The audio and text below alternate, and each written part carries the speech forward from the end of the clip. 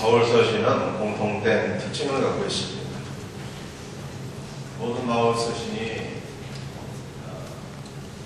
교리와 생활편으로 되어 있다는 것입니다.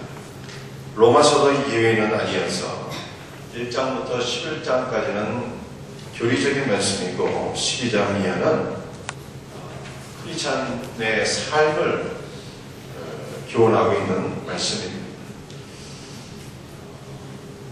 오늘 우리 12장 2절, 12장 1절 말씀은 그러므로 라는 말로 시작되고 있어요. 어떠한 의미입니까? 그러므로 이 한 단어가 로마서 1장부터 11장까지에 있는 모든 교리적인 내용을 요 한마디 말로서 집약하고 요약하고 있는 것입니다.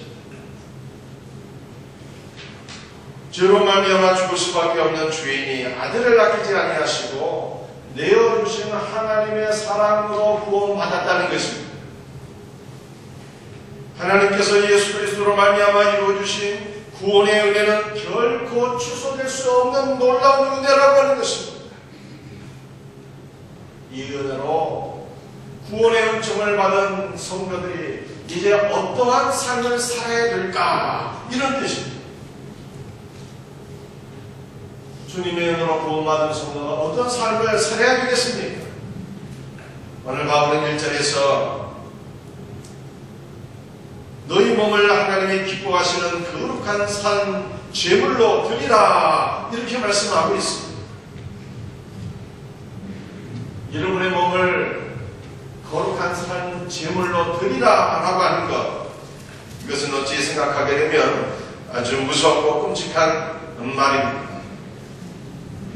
우리 구약시대에는 이스라엘 백성들이 자기의 죄를 사함받기 위해서 양이나 소를 제사장에 끌고 왔습니다. 그리고 그 짐승의 머리에 손을 얹었습니다. 그러면 그 백성의 죄가 그 짐승에게 전가된다고 한 것 아니겠습니까? 그리고 난 이후에는 그 짐승을 죽였어요. 머리를 자르고 다리를 자르고 배를 갈라서 내장을 다 뽑아내고 그리고 그 몸통을 전부 다 불살라서 하나님께 제물로 드리는 것입니다. 이게 산제물의 뜻이에요. 여러분들, 우리가 하나님 앞에 지금 예배를 드리는데 우리가 구원받은 성도들이 그 하나님 앞에 산제물이 되라고 말씀하고 있습니다. 그러면 우리도 하나님 앞에 산제물을 드리기 위해서 머리 자르고 손발 자르고 내장 뽑아내서 우리 몸을 하나님께 불태워서 이렇게 드려야 되는 것입니까? 그럴 수 없겠죠. 그래서 우리가 우리 몸을 하나님 앞에 산 제물로 드리라고 하는 것은 비유적인 표현이 되는 거예요. 우리의 몸을 드리라고 하는 것은 주님을 위하여 우리의 시간과 재능과 물질 가운데 일부를 구별해서 하나님께 드려라 이 말씀이 아니고 우리의 삶 전체를 하나님 앞에 헌신하라고 하는 것입니다. 주님 앞에 온전한 헌신과 걱정을 드리라고 하는 그 제물의 전체를 불살라서 하나님 앞에 예물로 드리는 건 아니겠습니까? 우리의 삶 전체를 하나님 앞에 그렇게 온전히 헌신하라고 하는 것입니다. 여러분들, 그 짐승을 잡아서 죽인 다음에 하나님 앞에 예물로 드리잖아요. 그래서 산제물로 우리를 드리라고 하는 것은 우리의 삶이 하나님 앞에 죽기까지 국정하는 철저한 순종과 국정의 삶이 되어야 한다는 것입니다. 그것도 우리가 하나님 앞에 우리의 몸을 드릴 때, 우리의 삶을 헌신하게 될 때, 복종하게 될 때 찍소리도 하고 안 하고 침묵하면서 온전한 헌신과 복종을 드리라는 거예요. 여러분들, 양을 여러분들 잡는 모습을 본 일이 있습니다. 몽골에 가면 주식이 양입니다. 그 양을 잡을 때 말이죠. 그 양의 특징이 온순한 거잖아요. 절대로 발버둥치지 않습니다. 소리 들리지 않습니다. 양이 그냥 침묵하면서 주인에게서 나요. 그렇게 우리가 하나님 앞에 우리 자신을 그렇게 헌신할 때, 복종하게 될 때 우리 자신을 내세우지 말고 우리 자신의 목소리를 내지 말고 하나님 앞에 온전한 마음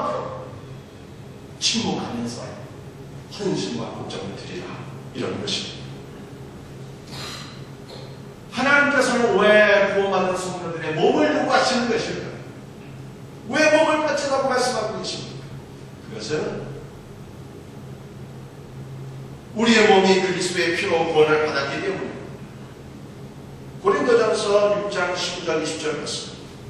너희 몸은 너희가 하나님 때로부터 받은 바 너희 가운데 계신 성령의 전인 줄을 알지 못하느냐? 너희는 너희 자신의 것이 아니라 값으로 사신 것이 되었으니 그런즉 너희 몸으로 하나님께 영광을 돌리라 말씀하셨습니다. 예수께서 당신의 거룩한 보혈로서 값을 치르시고 우리를 사셨다는 것입니다. 세상에 없는 종교의 교주가 자신을 따르는 자들을 위해서 몸을 내어줄 일이 있습니까? 결코 그런 일이 없어요. 그러나 예수님은 당신의 살과 피를 우리의 구원을 위하여 내어주셨습니다. 우리를 피로써 사셨습니다. 그래서 우리의 몸은 우리의 것이 아니라 하나님의 것이 되었습니다. 하나님께서는 우리의 몸을 사신 후에 당신의 성전이 되게 하셨어요. 따라서 우리의 몸은 하나님의 것이기 때문에, 몸의 성분이 하나님께 있기 때문에 우리의 몸을 하나님께 드리라 이렇게 말씀하고 계십니다. 하나님께서는 왜 우리의 몸을 요구하고 계십니까? 하나님께서는 우리의 몸을 받으시고 우리의 삶을 위대하게 사용하기를 원하시기 때문에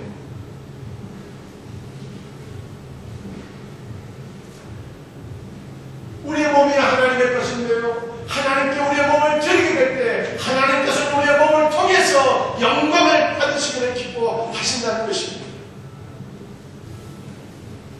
전 세계를 제패하는 황제가 유대교 락데리 이름 만든 것입니다. 내가 생각할 때 너희의 하나님은 도둑입니다. 도둑이 뭐냐? 많은 사람들이 잠들어 있을 때 몰래 집에 들어가서 물건 훔치는 사람이 도둑이잖아. 그냥 너의 하나님께서 아담을 깊이 잠들게 하시고 아담의 갈비뼈를 몰래 빼셨다며. 그림도 도둑 아니고 뭐겠노? 이라미가 황제의 말을 듣고 이렇게 답변을 했습니다. 황제요, 한밤에 우리 집에도 도둑이 들어왔습니다. 그래? 도둑이 뭐 가져간 거 있니? 도둑이요, 우리 집에서 헌옷 몇 가지 가져갔습니다. 아, 됐구나. 그런데 놀라운 것은 그 도둑이 말이죠, 헌옷 몇 가지 가져가면서 금은 보화가 가득 들어있는 보배함을 놓고 갔습니다. 야, 너 도둑 맞은 것이 아니라 횡재했구나. 네 한턱 내야 되겠다. 나중에 계속 얘기하는데, 황제요, 마찬가지로 우리 하나님께서 아담을 깊이 잠들게 하시고 아담의 갈비뼈 하나를 뽑으셨지만 그 갈비뼈로 아담에게 예쁜 하와를 만들어주시고 그들을 짝지어 가정을 이루게 하셨습니다.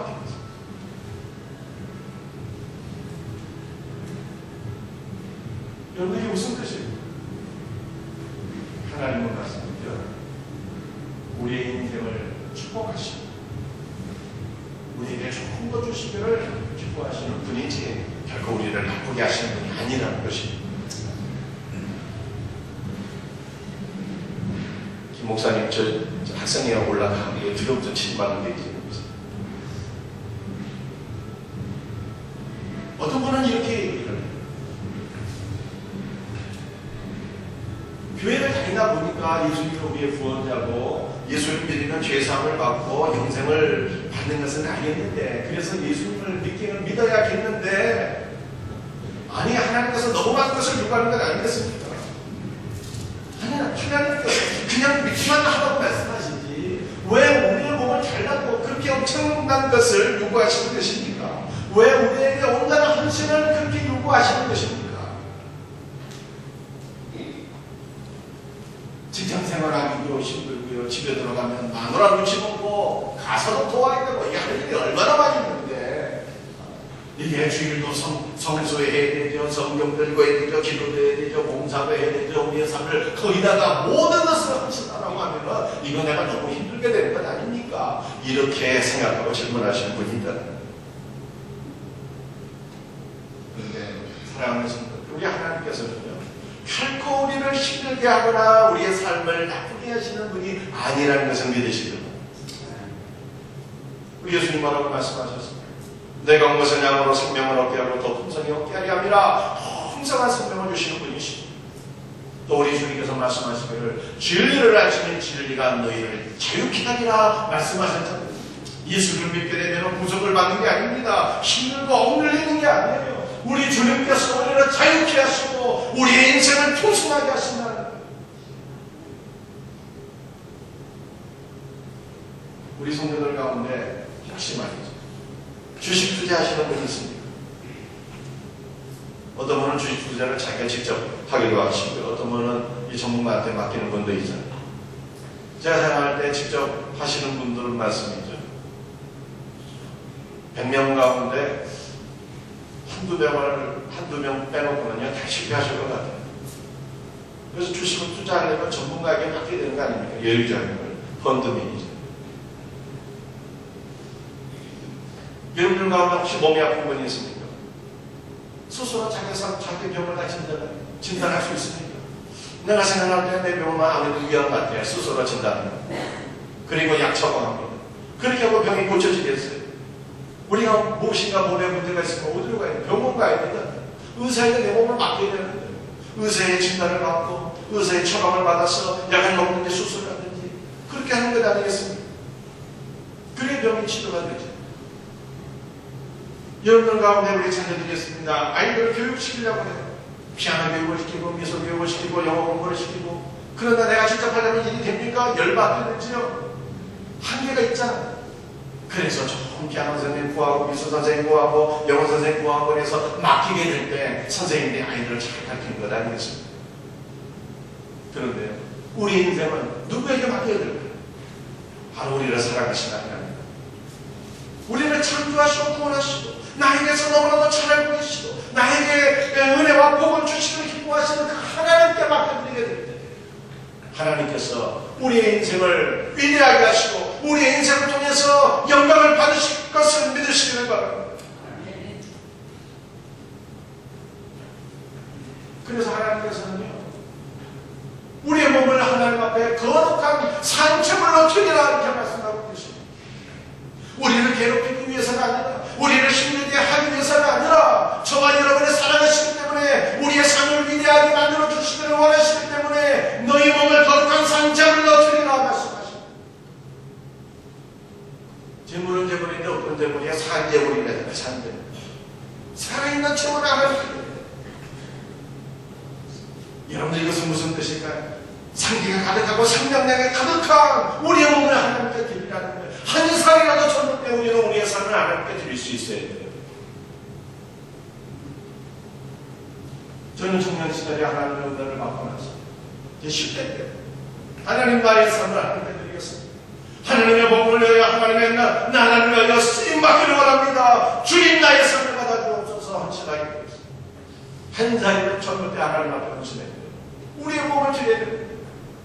그러나 연세 드신 분들 낙심할 필요 없죠. 하나님께서는 나이도 못해도 80세에 그의 삶을 받으시고 그의 삶을 통해서 위대한 하나님의 나라를 이루신 것을 우리가 기억하게 됩니다.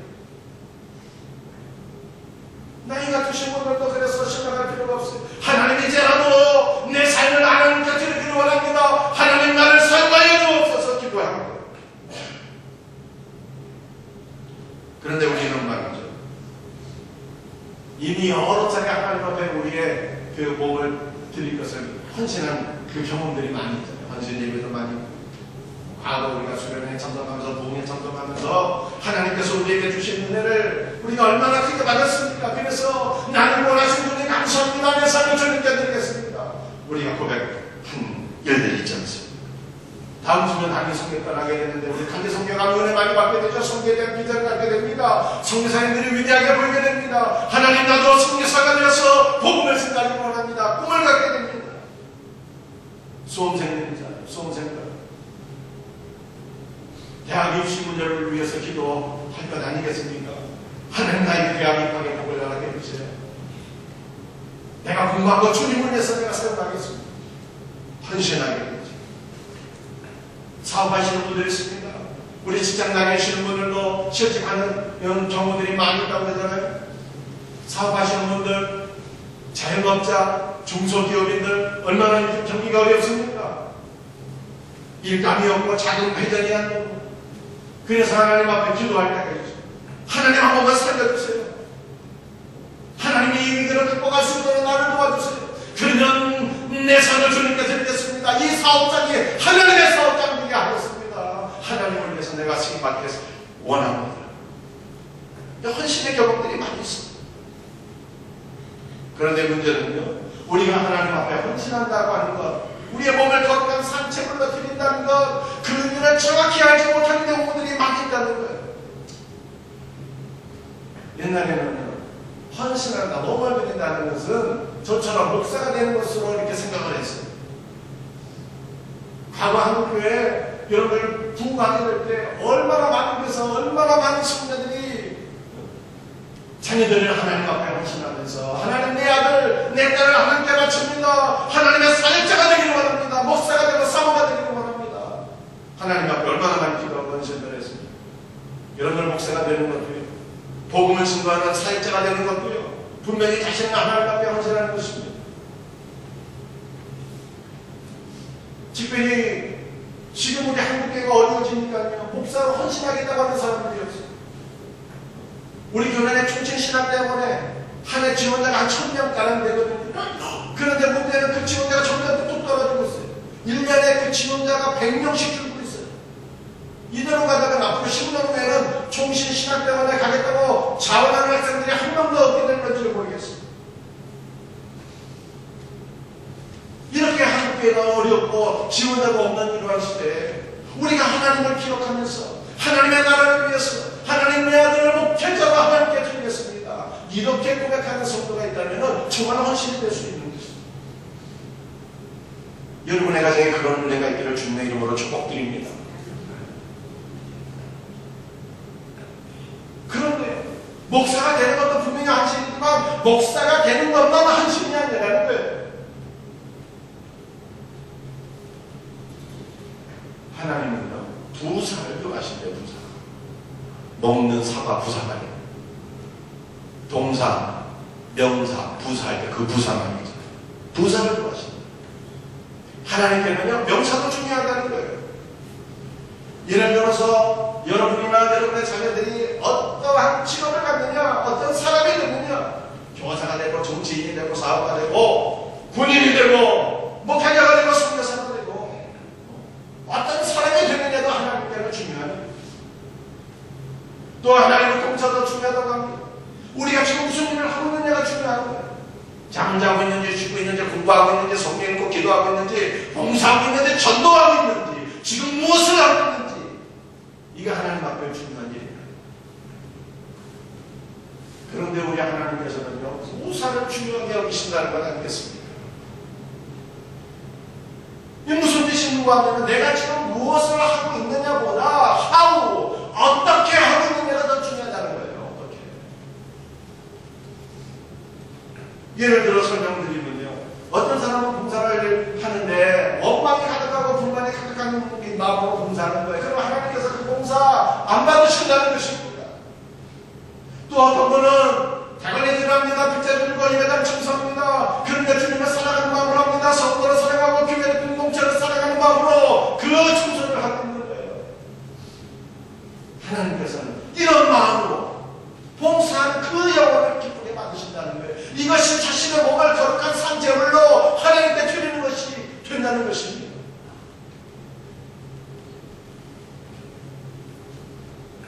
설교자가 설교를 하는데 말씀이죠. 싹쓸이를 위해서, 돈을 위해서 설교한다거나 혹은 사람의 눈치를 살피면서 이 말씀을 하게 되면 저 정도 좋아하겠지, 말씀 증거를 저 정도 실족하겠지, 이렇게 인간의 눈치를 살피면서 인간의 마음을 기쁘게 하기 위해서 설교하는 것 하나님이 원치 않으신다.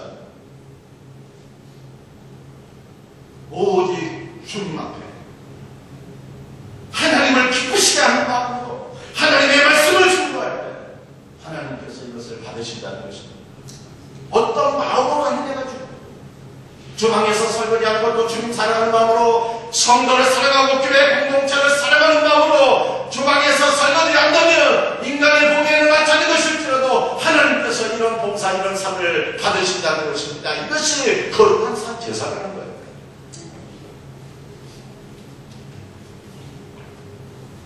우리의 몸을 드린다고 하는 것은요, 우리의 삶의 전 영역을, 가정과 직장과 교회와 우리의 삶의 전 영역을 하나님 앞에 드리는 거예요.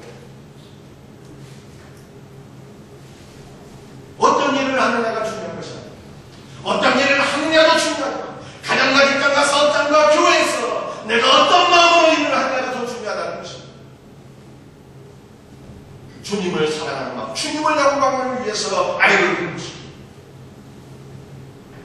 단순히 아이들 잘 먹고 잘 살기 위해서 공부시키는 것이 아니라 주님 영광을 위해서 공부시키고, 직장과 사업장에서 주님 영광을 위해서 정직하게 땀을 흘리고, 교회도 주님을 사랑하는 마음으로, 교회 공동체를 사랑하는 마음으로, 성도들을 섬기고자 하는 마음으로 봉사하는, 우리 하나님께서 이런 것을 기뻐하시고요, 이것이 우리의 삶을 하나님 앞에 거룩한 산제물로 드리는 것입니다.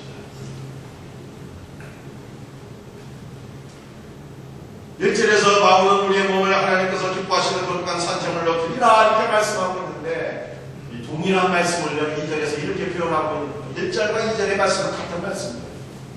표현을 우리가 다른 각도에서 하고 있는 것입니다. 2절 말씀을 우리 한번 같이 읽어보겠습니다. 너희는 이 세대를 본받지 말고 오직 마음을 새롭게 함으로 변화를 받아 하나님의 선하시고 기뻐하시고 온전하신 뜻이 무엇인지 분별하도록 하라.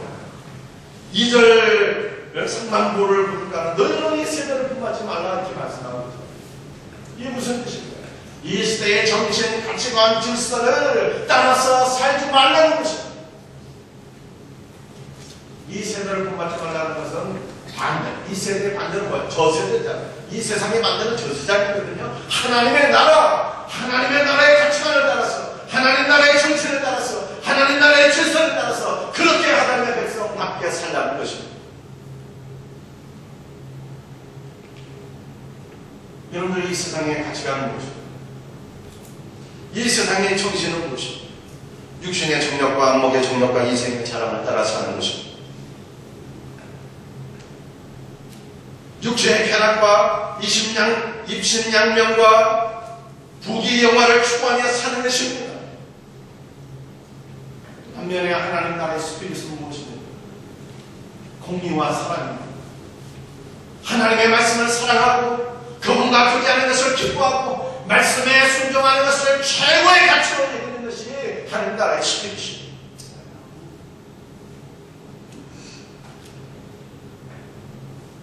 여러분들, 세상에서는 성공하고 부귀영화를 누리는 사람들을 존경합니다. 위대하게 생각합니다. 하나님 나라에서는 어떻습니까? 성공하는 것도 좋습니다. 그러나 실패할지라도 여전히 하나님을 신뢰하는 그 마음이 흔들리지 않는 사람, 여전히 믿음 내 반석 위에 굳건히 서서 하나님을 변함없이 사랑하고 신뢰하는 그 사람이 진짜 위대한 신자예요.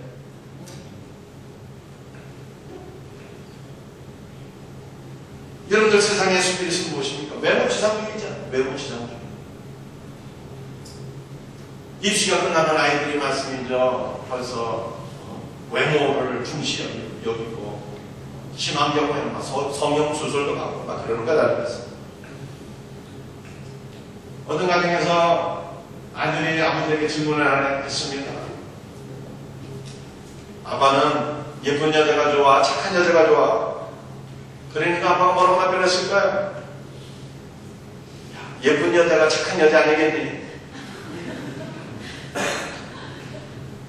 예쁘면 뭐든지 다 용서가 된다는 거예요. 외모지상주의입니다. 그러나 하나님 나라의 스피릿은 무엇입니까? 내면이 아름다워야 된다는 거죠. 여러분들, 이 세상의 스피릿은 권력을 추구하는 거에 높은 자리에 올라가서 만인에게 군림하는 것 아니겠습니까? 아담에게 타락한 마음이 있었는데 자신이 하나님께서 모든 것을 주장하고 싶었잖아요. 그런데 타락한 아담의 후손들이 다 아담의 마음을 갖고 있어요. 내가 하나님을 위해서 내가 모든 사람에게 군림하고 모든 것을 내가 다 주장하고 싶은데 교만한 마음, 세상의 스피릿이 하나님 나라의 스피릿은 무엇입니까? 예수 그리스도를 본받아 자기 자신을 낮추는 거예요. 죽기까지 복종하는 거예요. 섬기는 것입니다. 세배대에 두 아들이 예수님께 초입자는 예수께서 주님께서 영광에 오르실 때 우리를 주님의 정편에 앉게 하여 주옵소서. 그런데 예수님 뭐라고 말씀하셨어요? 마가복음 10장 41절부터 44절의 말씀. 이방인의 주권자들이 그들을 주관하고 그 고관들이 그들에게 권세를 부리는 줄을 너희가 알고 있노라. 세상에서는 권세를 잡은 자들이 백성 위에 권리하지만 너희는 그렇게 되어서는 안 된다 말씀하셨어요. 너희 중에 누구든지 크고자 하는 자는 너희를 섬기는 자가 되고 너희 중에 누구든지 으뜸이 되고자 하는 자는 모든 사람의 종이 되어야 하리라 말씀하셨습니다.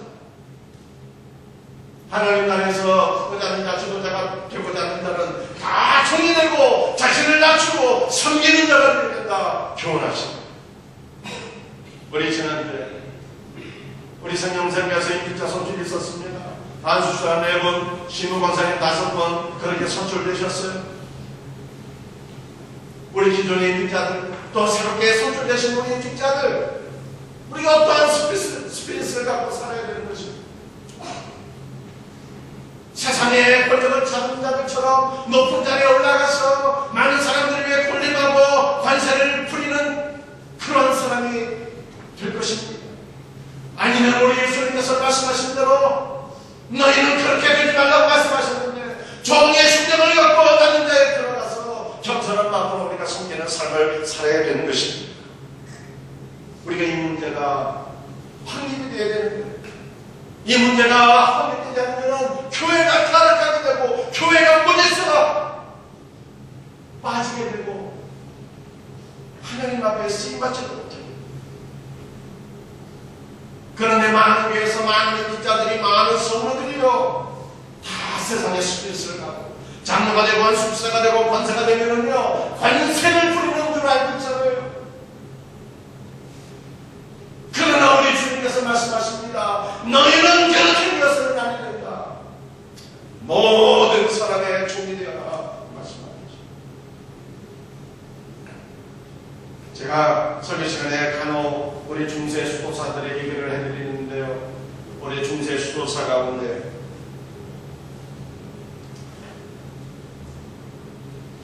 피누피우스라고 하는 수도사가 있었습니다. 이 피누피우스는 이집트에 있는 큰 수도원의 원장이자 영적인 지도자였습니다. 덕망과 함께 일어났습니다. 그가 기도할 때면 놀라운 기적들이 나타났습니다. 그래서 많은 사람들의 칭찬과 인정과 충격을 한 번에 다 받고 살았습니다. 그런데 이 피우스의 마음속에 한 가지 고민이 생겼어요. 내가 이렇게 이 땅에서 사는 동안에 사람들의 칭찬과 인정과 존경을 한 번에 다 받고 살면 하나님 나라에서는 나는 상급이 없는 것이 아닐까. 그래서 피누피우스는 수도사의 복장을 벗고 일반 평민 복장을 하고서 다른 수도원을 찾아갔습니다. 그런데 이 당시에 여러분들 수도사가 되기 위해서는요 시험을 봐야 됐어요. 어느 날 대학교 입학할 때 보는 그런 시험이 아니라 여러분들 중세 수도사들은 3가지 모토가 있었는데 첫 번째는 가난하고 그 다음에 독신이어야 해요. 수도원에 입학하기 위해서는요 자신의 모든 것을 헌신해 입학을 할 수가 있는 것입니다. 뿐만 아니라 수도사가 되기 위해서는요 인내심을 테스트 받았어요. 피누피우스가 수도원에 들어가기 위해서 무릎을 꿇고 입학 허가를 받고 있는데 말씀이죠. 인내심을 테스트하는 거예요. 수도사들이 찾아와서 얘기합니다. 너 이렇게 나이 들어서 왜 수도원에 찾아왔냐? 어디 갈 데 없으니까 수도원에 온 거 아니야? 너 먹을 거 없어서 먹을 거 구하기 위해서 수도사 되려고 하는 거지? 그렇게 조롱하며 모욕과 멸시와 천대를 다 퍼부었습니다. 그럼에도 불구하고 피누피우스가 그 멸시 천대 모욕을 한 번에 견디는 거예요. 그리고 마침내 그 인내심이 합격되어서 수도원에 입학하게 되었습니다. 피니피우스가 수도원에서 모집을 받았는데 그 수도원의 그 정원을 관리하는 정원사가 있었는데 그 정원사에 조수가 됐어요. 그 정원사도 수도사. 그 수도사에 조수가 됐어요. 자기보다 한참 나이가 어린 거. 그런데 수도사의 목표 가운데 하나가 여러분들 가난과 절제, 다음에는 복종이거든요. 절대 복종해야 되는 거예요. 이 피누피우스, 대수도원의 원정이었던 영적인 지도자였던 이 피누피우스가 젊은 수도사에게 절대 복종합니다. 그리고 이 피누피우스가 수도원을 위해서 남부를 성민과 봉사를 하는 밤이면 일어나고요. 그 화장실 청소 다 하고요. 수도원의 구석구석을 다 청소합니다. 다음날 아침이면 온 수도사들이 여러분들 놀라게 됩니다. 이거 누가 이렇게 한 번에 청소를 했는지. 이 우리 수도원이 이렇게 좋아집니까? 많은 수도사들이 기뻐하며 살게 되었습니다. 그렇게 피누피우스가 그 수도원에서 성민과 봉사를 하는데 3년의 시간이 흘러가게 됩니다. 3년이 지난 어느 날 젊은 수도사 한 명이 이 수도원에 방문을 하게 되었습니다. 그 깜짝 놀라게 되었습니다. 그 수도원에 방문한 젊은 수도사는요, 피누피우스의 원제자였습니다. 원래 제자였습니다.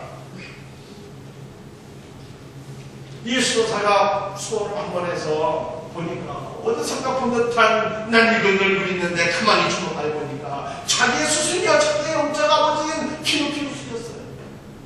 깜짝 놀랐습니다. 그리고 그 순간 엎드려서 내 아버지야 하면서 큰 걸 올리게 되었어요. 그리고 많은 사람들에게 얘기합니다. 바로 여기 있는 분이 내 영적인 아버지인 피누피우스다. 3년 전에 후련히 사라졌습니다. 엘리야처럼 불말과 불새를 타고 하늘로 승천하는 날더니 이곳에 찾아와서 이렇게 슬프고 있다. 그 사람이 피누피우스라는 것을 한 모든 수도사들이 깜짝 놀라서 엎드려 절하게 되었어요. 그런데 그 순간 피누피우스가 말씀 눈물을 뚝뚝 흘리면서 이런 말을 하더라고요. 사탄이 나를 시기하고 질투해서 내 신분이 드러나게 했다. 피누피우스는 원제자의 손에 끌려 이집트의 수도원으로 돌아가게 되었습니다. 그러자 사람들이 더욱 집중하게 되었어요.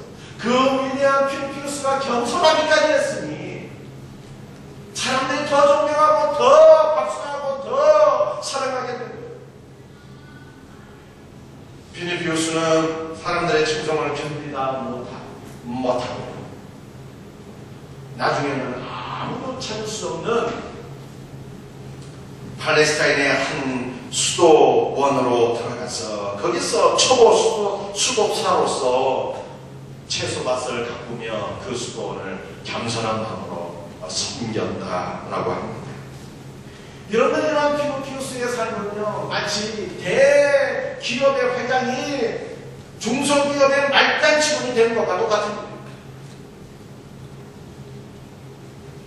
그가 왜 이런 삶을 살았습니까? 왜 우리가 이러한 낮은 자리로 들어가서 겸손한 섬기는 삶을 살아야 되는 것입니까?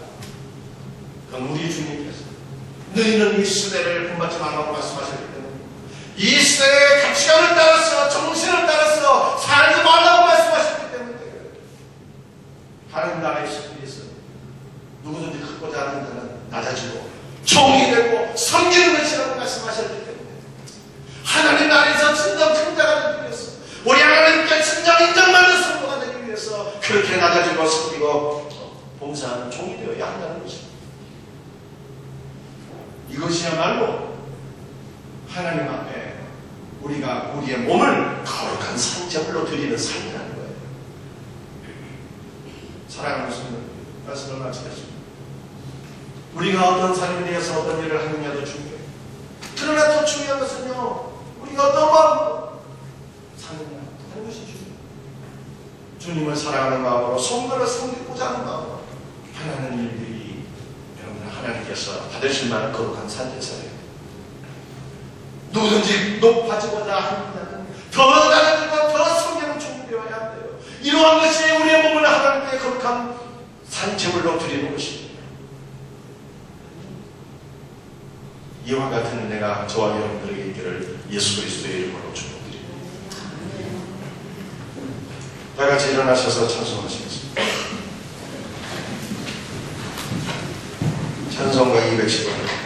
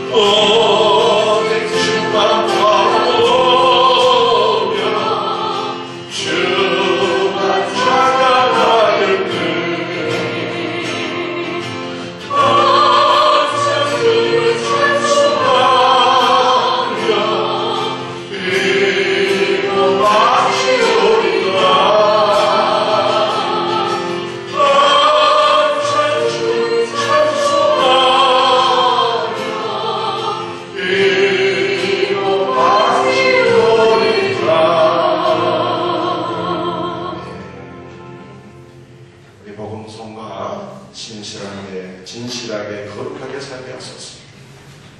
찬양 하나님 앞에 가사를 생각하시면서 찬양 드립시다.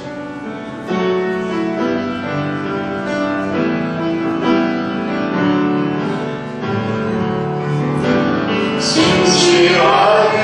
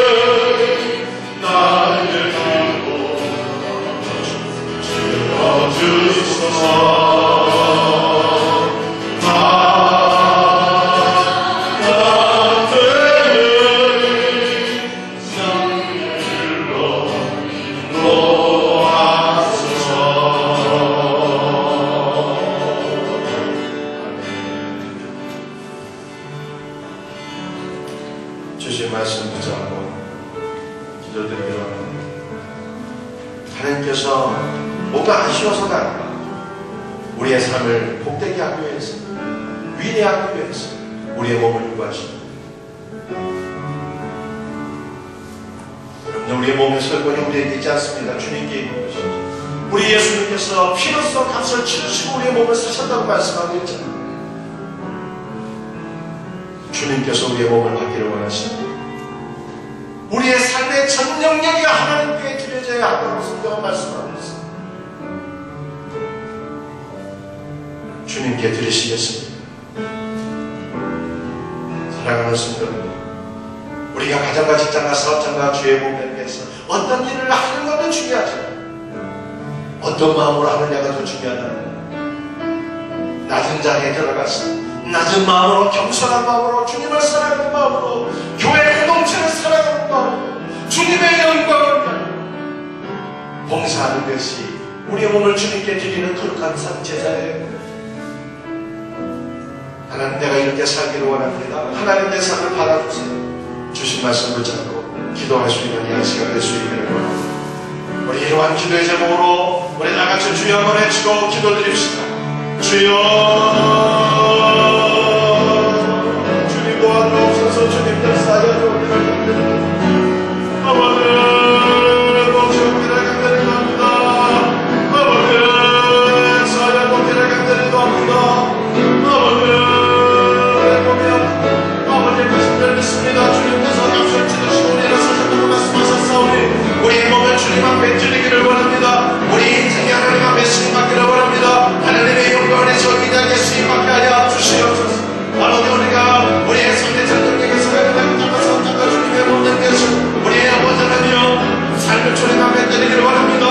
아버지, 우리가 아버지 어떤 마음으로 어떻게 사느냐가 중요한데 하나님의 나라가 살아가는 마음으로, 겸손한 마음으로 주님 영광을 위해서 공동체를 살아가는 마음으로 섬기는 자가 되기를 원하오니 주여, 우리 삶을 주께서 받아 주시옵소서. 주님 영광을 받으시옵소서. 예수님의 이름 마지막 간절히 기도드립니다.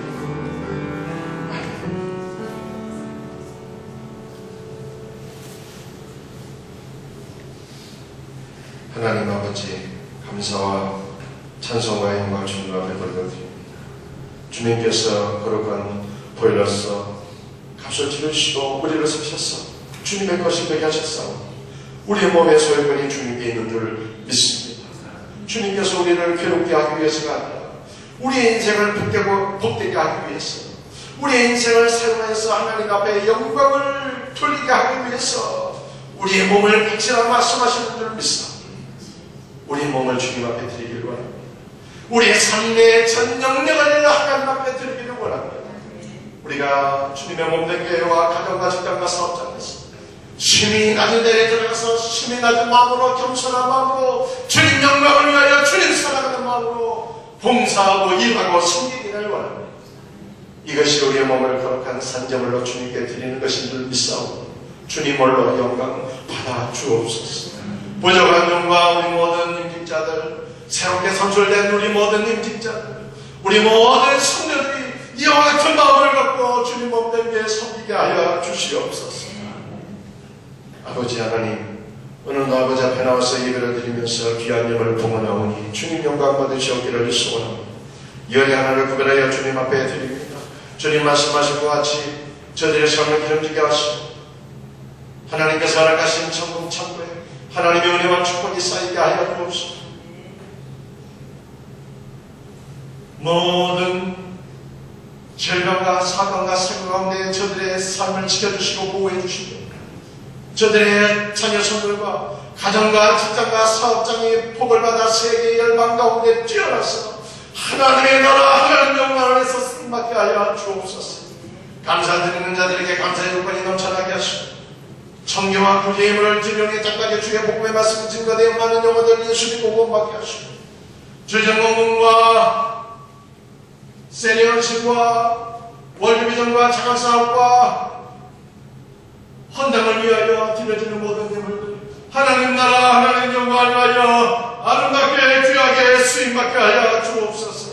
감사하고 거룩하신 예수님의 이름 받들어 기도드립니다. 아멘.